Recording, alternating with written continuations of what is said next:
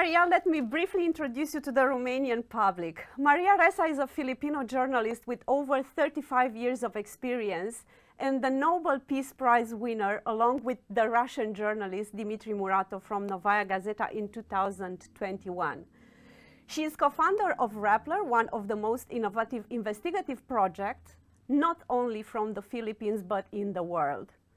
Since 2016, under former President Rodrigo Duterte, Maria was harassed, attacked, arrested, and indicted on fabricated accusations, risking a total of 100 years in prison. 7 years later, it is safe to say that both Maria and Rappler held the line and survived. Maria, it's so good to have with you the first interview for the Romanian public. Thank you. No, thank you for having me. Thank you so much. Maria, in the Romanian translation of your book, How to Stand Up to a Dictator, will be published by Zix Books. Why should Romanians read about what is happening in the Philippines? I think because it's happening everywhere around the world. You know, the big question I think we come out with is really, what are you willing to sacrifice for the truth? Because what we're seeing is the very things, the very companies, the tech companies that connect us are actually tearing us apart. So this is, I mean, it's a story about the Philippines and our story, but it is actually happening everywhere around the world where people live, and that includes Romania. Indeed. Beyond your personal story, your memoir is also a wake-up call about the fragility of Western model of democracy under the influence of social media, because you spoke about social media. How do we see this fight for our future? I think the danger that we are facing right now is that the technology that is moving, changing so fast beyond human capacity to absorb the change is actually designed in a way to bring the most profit to these companies at the cost to each of us, at a large cost to each of us. So let me quickly say, you know, one fundamental design of every social media company, and keep in mind now we have generative AI, which is significantly worse, right? So every design, the design of every social media company actually tries to keep you scrolling, right? So to keep you scrolling, what have they found? Well, they found that that lies spread faster than facts. People say that this is, especially here in America, welcome, by the way, to my new office at the Institute of Global Politics at Columbia. But, you know, Americans will always say, well, I have free speech. I can say whatever I want. But in the end, it's not a speech issue. It's a distribution issue. The tech companies have decided that in order to keep you scrolling, they hack our biology by what keeps you scrolling, your emotions. If you're afraid, if you're angry, if you hate someone, or even better, a whole other group, tribalism, then you keep scrolling and they make more money. That's a business model we didn't have a name for until 2019. It's called surveillance capitalism. They use our data to insidiously manipulate us, right? So what is that? That one thing is, it's that lies spread at least 6 times faster than facts. And that one design choice means that, you know, think about that.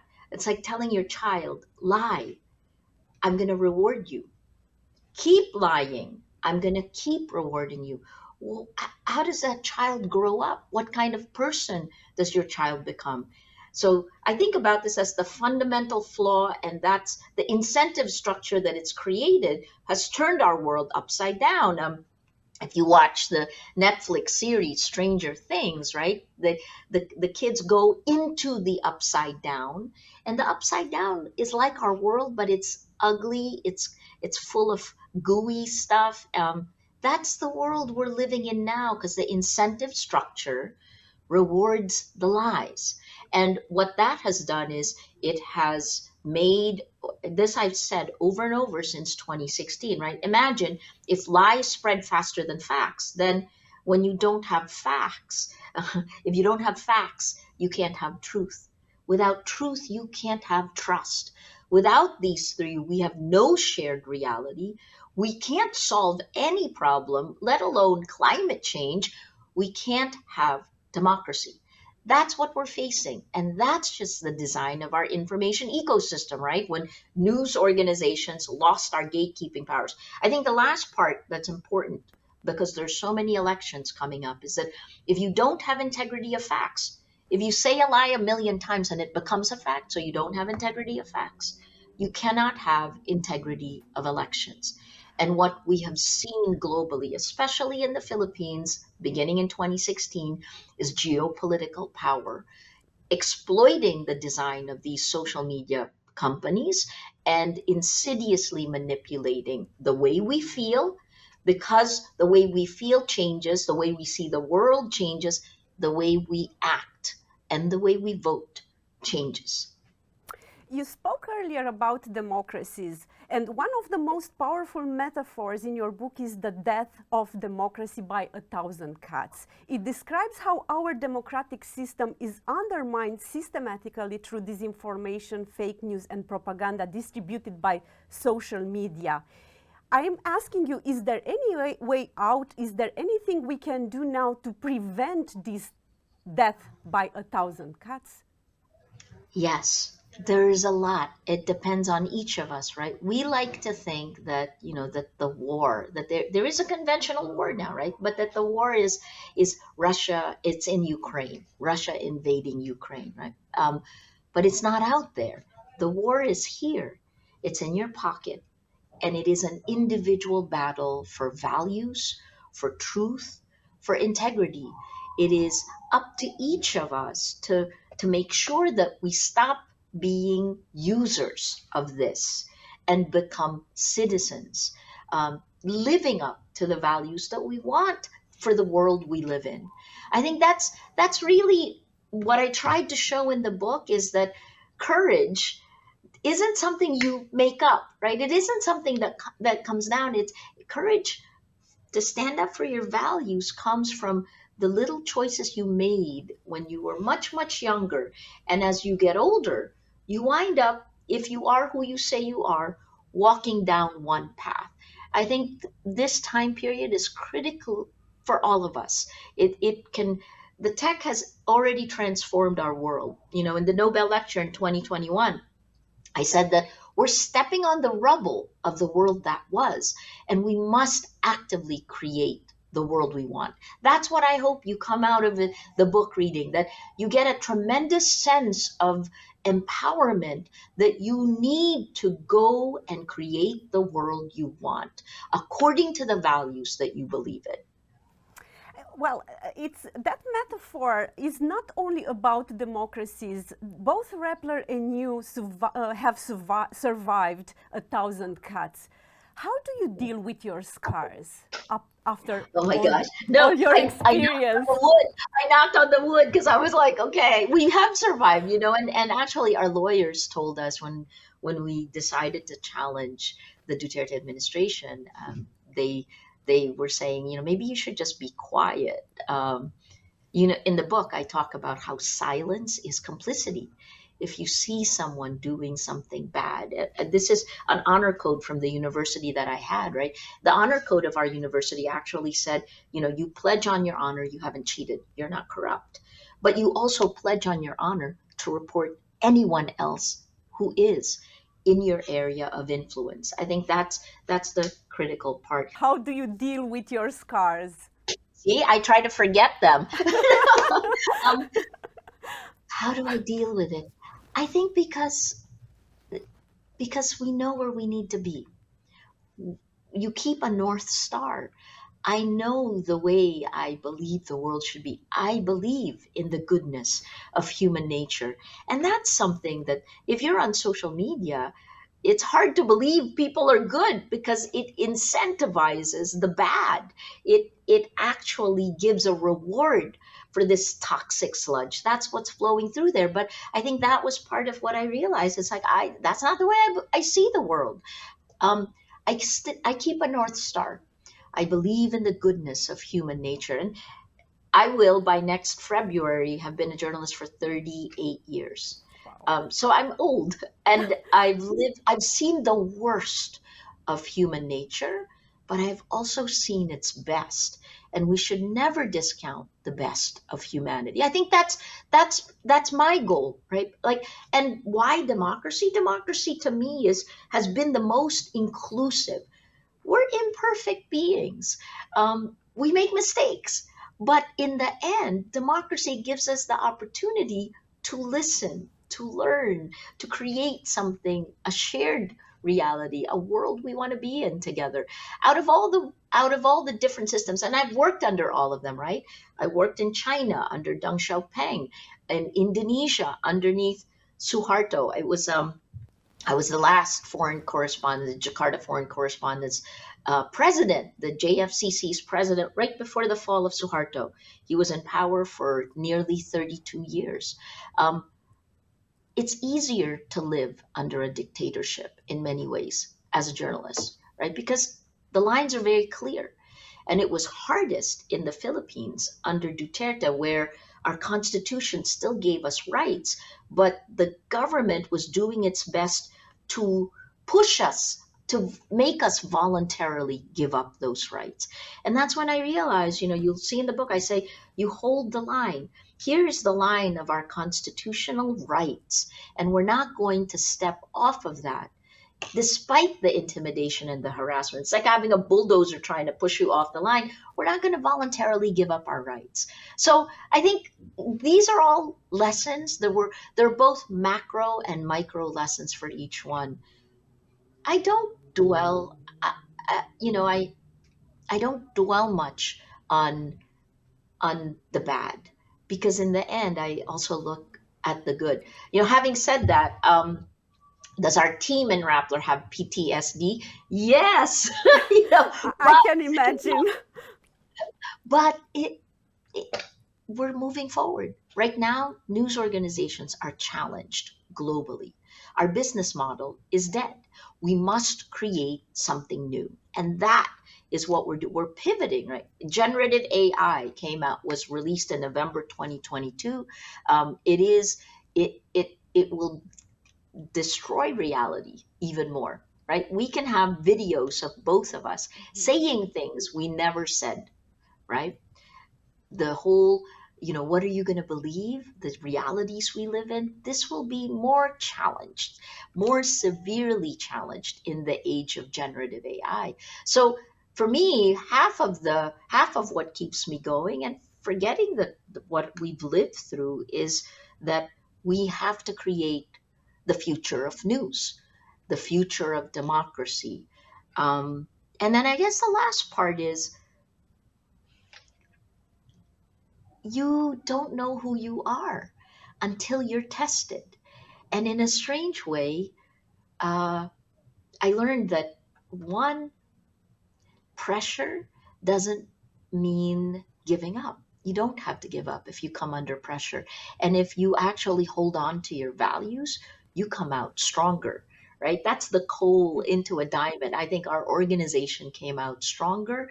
And I think the last part was, we learned that, doing the right thing is the right thing. That's a great lesson to learn. Indeed, and I at least learned a lot of lessons from you and from your book. Maria, this September you and Rappler were acquitted on all tax evasion charges, ending almost a 5-year court battle. At this point, there are 3 other open cases against you and Rappler, and do you still risk jail sentences? How does it feel to know that this battle is not over yet? Annoying. I'm in New York City right now. I have court approvals to travel. I have to take the flight that the court approved to land in Manila. I don't have that freedom to just come and go when I want to. But look, in 2019, in a little over a year, I received 10 arrest warrants. 10 criminal charges. not to include the civil cases that the Duterte administration filed. It's 2023, and I have 2 criminal charges left, and then a potential shutdown order on Rappler, a civil case. So, well, it's slow, but slowly. I keep hoping that is the light at the end of the tunnel, and that our justice system, if you think about it, I've given the office of the president, the respect it deserves, regardless of who has held that office. I've respected the institutions. I've submitted myself to the courts. And I hope that faith is rewarded. So look, ask me again. We just keep doing our jobs, right? Because in the end, you can't let yourself get harassed or intimidated, and you can't buy into the narrative that is meant to stop you from doing your job. Oh, yes. You and Rappler, Maria, were on one of the first voices globally that used facts and investigations to prove that Facebook knowingly undercuts through its algorithms factual information. In your words, Facebook is one of the most serious threats to democracies around the world. Is only Facebook a threat? No, all social media, and I would say technology, right? Like in the book, I mean, we also talked about YouTube, about Google surveillance, capitalism, Twitter. Of course, that quote, the study that was done by MIT on how lies spread 6 times faster, that was in 2018.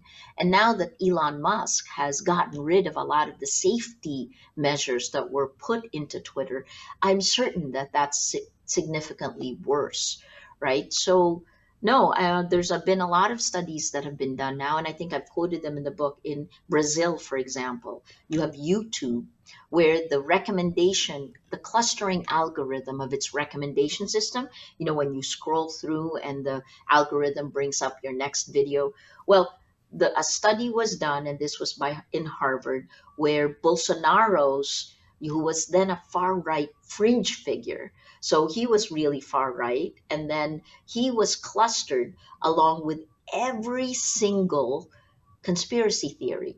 So this cluster that was far right was dragged to the center. They grew because the videos were recommended, and that became the support base that brought Bolsonaro to the presidency, and also the support base that was behind the violence on January 8th this year, right? So the clustering algorithm, the kind of the separation, the polarization of our societies comes from one algorithm, the friends of friends growth algorithm, and that's the same across all social media. Social media's harms are now clearly documented.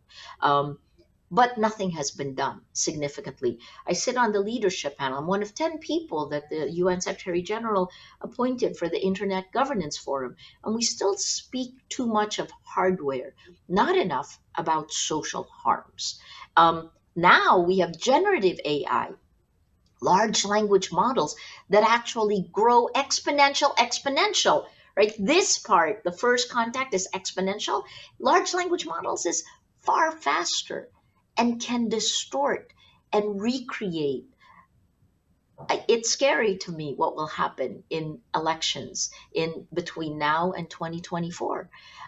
We need to be vigilant, and we need to try to maintain a shared reality. Because you spoke about AI, you publicly warn about the behavior modification system used by autocrats to manipulate their people. Over 100 years ago, Lenin established a network of newspapers to spread the communist ideology. Later, the model was replicated all over Soviet bloc, Romania included. Today, 100 years later, autocrats are using social media, and especially Facebook, as you warned, to distribute narratives that replace the facts. First to win elections, and then to increase and preserve their power. Is this AI the next behavior modification system? It already is, and it will get worse, right? So think about it like this, right? That's a fantastic history. Like, you know, the concepts remain the same, but the execution, the tools have just gotten significantly better.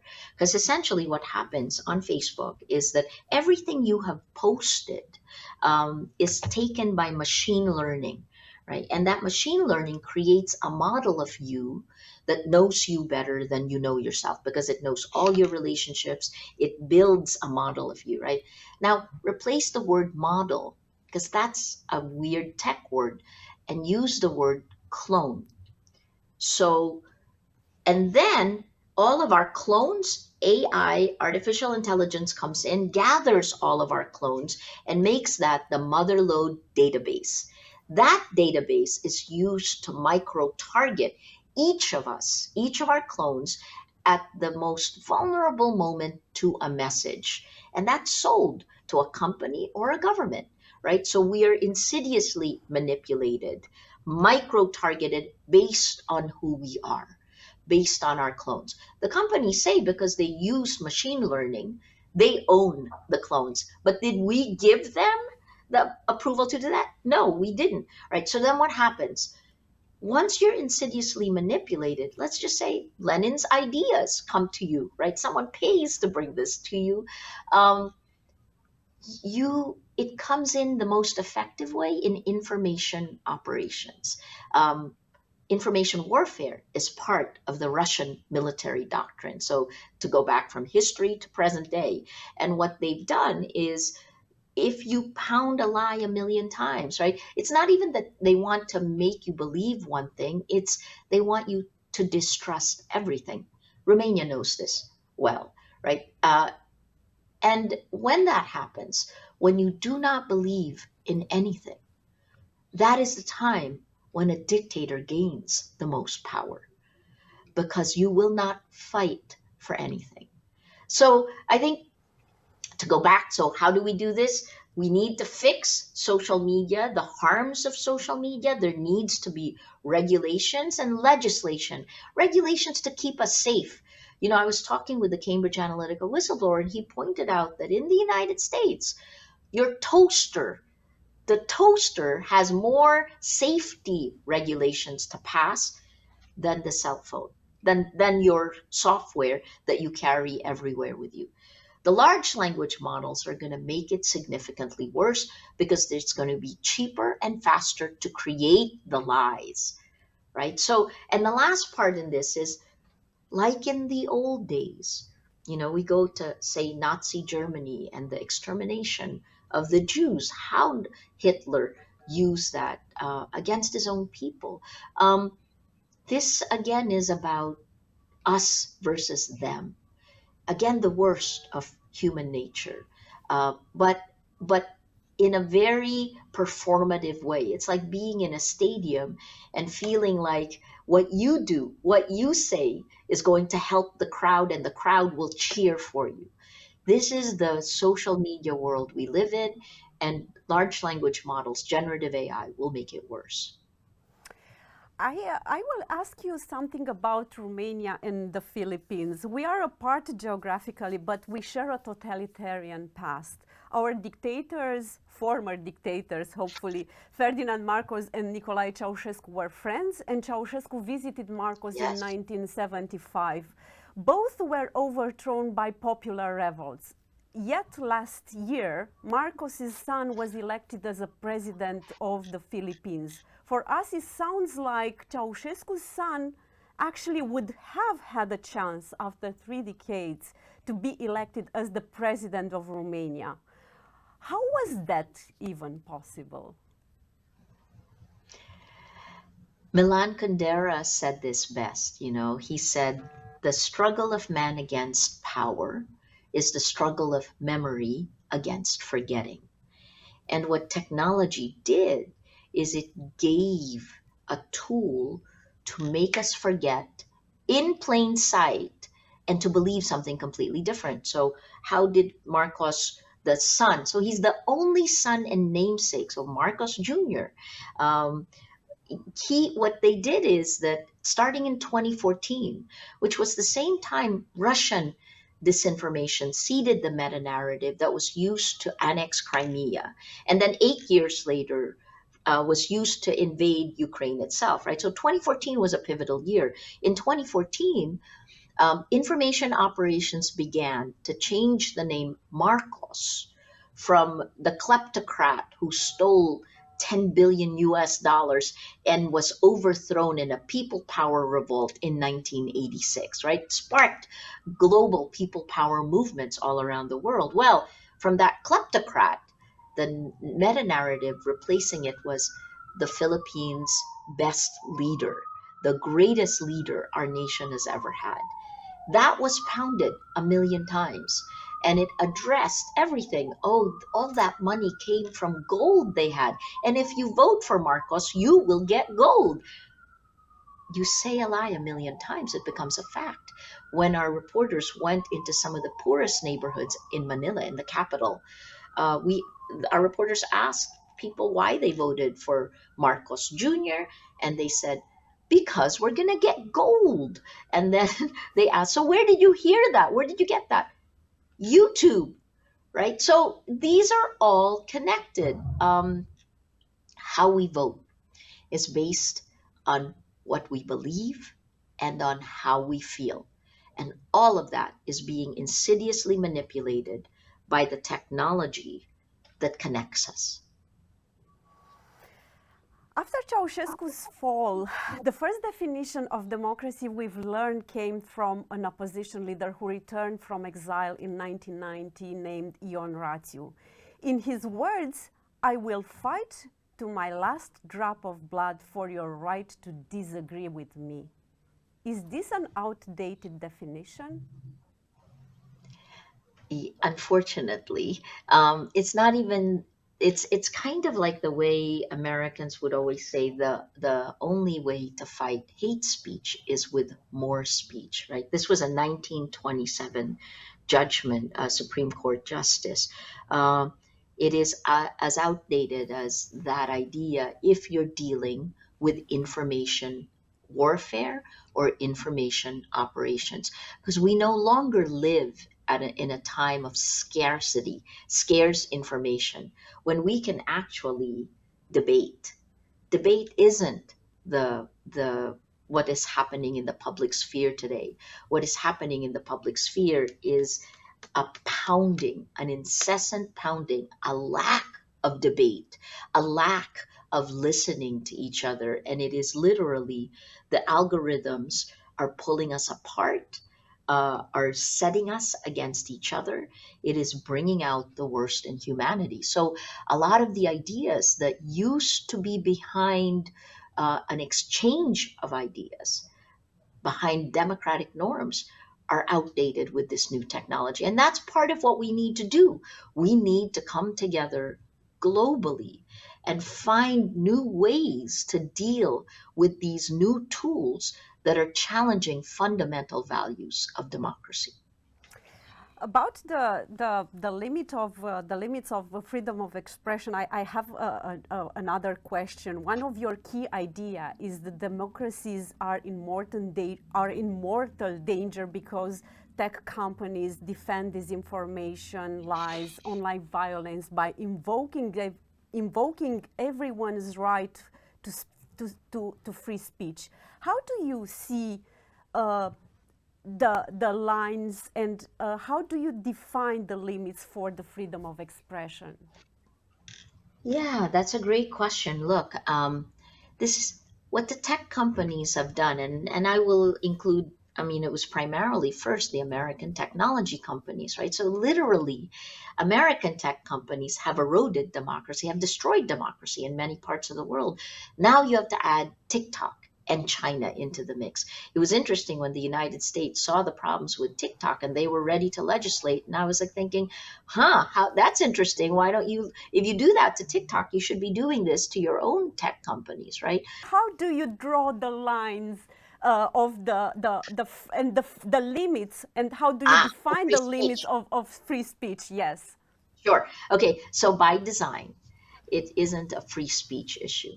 Everyone can say what they want to say.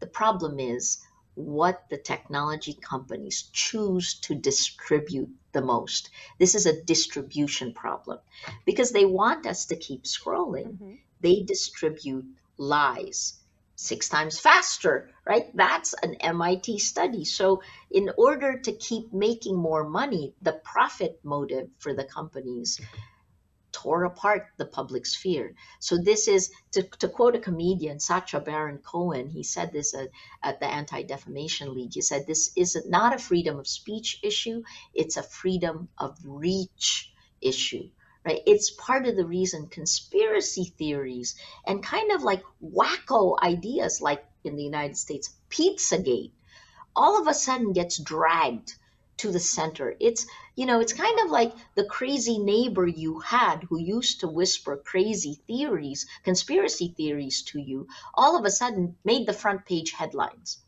That's what these tech companies have done. And that, again, going with information operations and information warfare, has shifted our realities, has torn apart our realities. So I think this is what we need to address. Regulations that make these tech companies accountable for their actions. The lessons that media and society have learned from you is that of struggle and stubbornness. Where does your resilience come from? I think, TV. So I learned in breaking news that you need to be constant, consistent.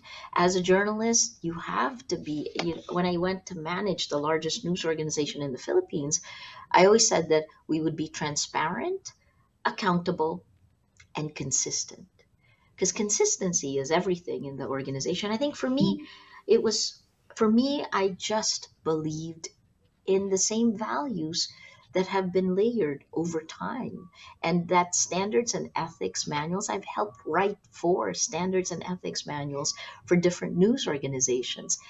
I believe in this. I've seen the kind of world we can have, and far from perfect, but it is as perfect as we imperfect human beings can be. You got to believe in the good. I think that's the main part. What I'm most worried about is that the design of social media floods you. In the Nobel lecture, I called it toxic sludge, right? It floods us with the worst of humanity. And I worry about our young generation growing up cynical, right? If they can't trust anything, what does that mean? How do they go through, if they live performative lives on social media, how do they find meaning, right? It's the flattening of meaning that the technology has done. We're being inundated with so much that we forget what is most important. So, I think we're at a pivotal moment. What you do, what I do, what news organizations do, I hope we survive. But this is the time to act. The time is now. Yes, indeed, it's very true. But I'm just thinking that next year it will be a very tough year because we have elections in the U.S., Germany, UK, Denmark, Finland, but also in Romania. We also have elections for the European Parliament. All across the EU, Russian-made narratives are elevating parties that threaten to fracture the West's unity in supporting Ukraine. Yeah. How do you see the future of, I don't know, of European Union and even of the world after this 2024? Let's talk about a macro, the state of democracy globally. VDEM, which is out of Sweden, has a lot of markers on what makes a democracy flourish. And last year, they said that 60% of the world is now under authoritarian rule. And if you thought that was bad, in January this year, that number went up to 72%. So now 72%, right? So when I saw that in January, we began to count how many elections between 2023 and 2024. And when you look at the entire world and the number of countries, 2024 will be the tipping point for the survival or the extinction of democracy, right? So the key elections, you mentioned several of them, but I'll add a few more.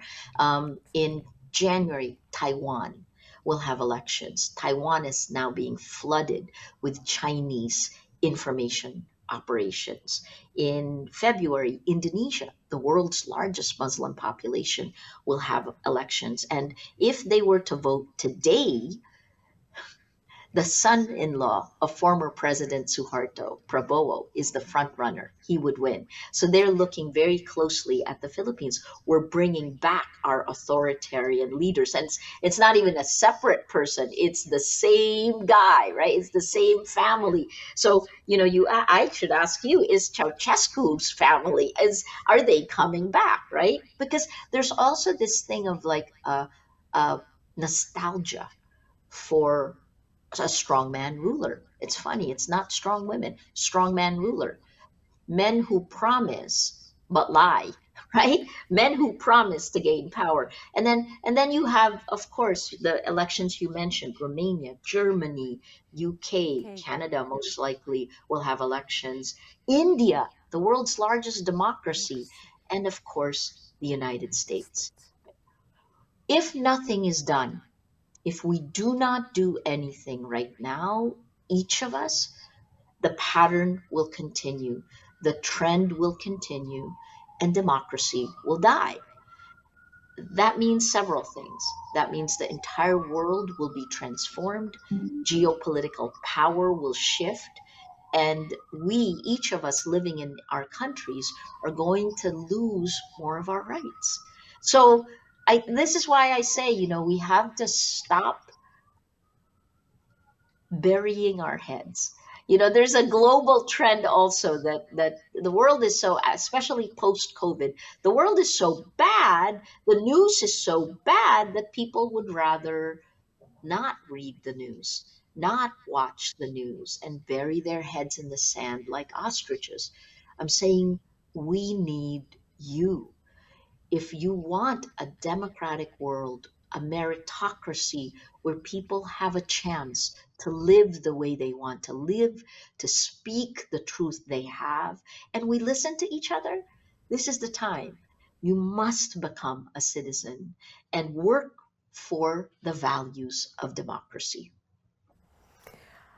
Many journalists in various forms have assumed public missions beyond their profession. And we all have a dilemma about the boundaries between journalism and activism. Does the profession of journalist need to be redefined because of these interferences? I love your question. But when you come under attack, then you realize that the idea of objectivity. I mean, first let's define objectivity, right? Like no one can be objective because you look at the world through your lenses.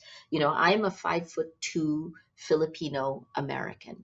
I replaced a reporter for CNN in Manila who was 6'2", and he was a white guy. So our stories were very different, starting with our heights, right? Male, female. So each of us has a unique perspective. But what makes reporting objective is the very expensive process of the checks and balances of a news organization, right? The same as a government, checks and balances. And a news organization, that's expensive. You have to have an editor, a sub-editor, the managing editor, a lawyer. That's what makes our reporting objective, right? So this high concept of, we've had this debate in the Philippines, I see it in the United States. I always said, and this is how I grappled with it, when it is a battle for facts, journalists are activists because we are the keeper of facts. We're legally liable for facts, right? So So to me, that was how I moved forward. And I don't have any editorial responsibilities in Rappler anymore, because when my government decided to attack me, it was impossible to do my job as a journalist. Rappler kept going, but for me, imagine I would interview the Secretary of Justice, and the first question I will throw is, why are you trying to jail me for doing my job? Right? The minute you become a player, and in many instances we are players, then we need to look at a different landscape. So American elections, for example, right? This can't be a horse race. Most political situations, as a journalist, it is easier not to, it's easier to cover elections like a horse race because you're safer. But if one person is lying and the other person is not, it's incumbent on you to weigh in on the side of facts. That's our value to society, because we're not mere note takers. Sorry, it's a long answer to your question, but I think the right answer is our mission has stayed the same. The standards and ethics have stayed the same, but the form and the tone, the way our philosophical view, I think that must change. Thank you so much for this question, particularly for the answer to this question, because it was kind of a personal question, because I am also a journalist under attack in the last years, and I know how hard it is to fight for the facts and for the integrity of facts, as you said. I have a last question, Maria. Your Nobel speech sounded like a resistance speech for all the journalists forced to sacrifice so much to hold the line, to stay true to journalism's values and mission, and to hold the powerful accountable. Your call to action, hold the line, echoed around the world. What does holding the line mean on the ground, step by step, as a message for the Romanian journalists? Thank you for your thoughtful question. So Emilia, first of all, you have to know you're not alone. Ever. You're not alone. And I think this is part of the message. We must all be collaborating far more. News organizations all around the world in the battle for facts. We're on the same side, right? I think the other part is that we need to actually look at the world in a completely new way.